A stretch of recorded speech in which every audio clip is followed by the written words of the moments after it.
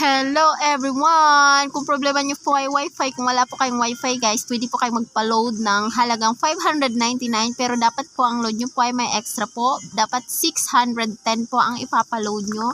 And ayan nga po, ito po ay sa smart SIM card. So kapag meron ka pong nakikitang i-dial mo lang mo *143 hashtag, and then kapag may nakita po kayong only data, so ibig sabihin po yung SIM card nyo po ay pwede po kasi pili lang po itong SIM card na to, or bihira na lang po itong ganitong SIM card. Ito ay lumang SIM card lamang po. Sa mga bago, wala na po ito. Susundan mo lang po itong ginawa ko. So, pag nasundan mo siya, so,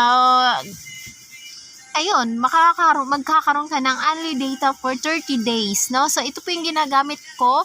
Dati may wifi po ako and pinaputol ko po mula nung nalaman ko itong ganito nga only data for 30 days. So mas para sa akin mas tipid po siya, and nakakapag-hotspot din po ang aking mga anak dito. Kami po lahat ay nakakonect po dito. So yan lamang po. Maraming salamat sa panonood and God bless po.